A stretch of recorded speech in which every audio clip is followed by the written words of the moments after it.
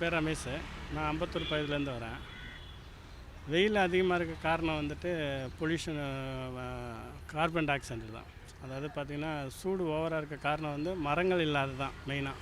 நம்ம வந்து மரங்களை அழித்து நம்ம வாழ்வாதாரத்துக்காக மரங்களை இயற்கையை அழித்து இந்த மாதிரிங்க. இப்போ வந்து என்னென்னா சின்ன குழந்தையிலேருந்து பெரியவங்களுக்கு வந்து இந்த வைரஸ் மாதிரி ஒரு ஃபீவர் மாதிரி வரும் இந்த வெயில் சமயத்தில்.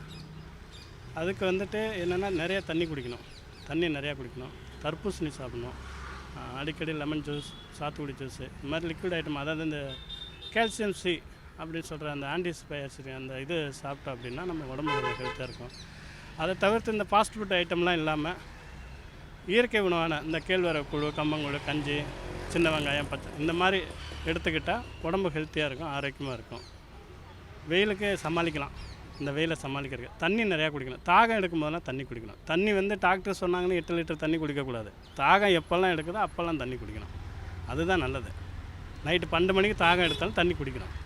அதுதான் நல்லது. டாக்டர் சொல்லிட்டாங்களேங்கிறக்காக 8 மணி நேரம் தண்ணி குடிக்கக்கூடாது, 8 லிட்டர் தண்ணி குடிக்கக்கூடாது. நம்ம உடம்புக்கு எவ்வளோ தண்ணி தேவையோ அது மட்டும் இருந்தால் போதும். தண்ணி அதிகமாக எடுத்துக்கலாம். அதே மாதிரி பழங்கள், ஃப்ரூட்ஸ் எடுத்துக்கலாம். வெளியில் போகிறவங்க, இந்த சின்ன குழந்தைங்க, லேடிஸ் போகிறவங்க குடை எடுத்துகிட்டு போகலாம். வயசானவங்க, இந்த இப்போ சுகர் பேஷண்ட்லாம் நிறைய பேர் இருக்கிறாங்க. அவங்கெல்லாம் மேக்ஸிமம் அவங்களுக்கு தேவையான மருந்துங்களை கையில் எடுத்துக்கலாம்.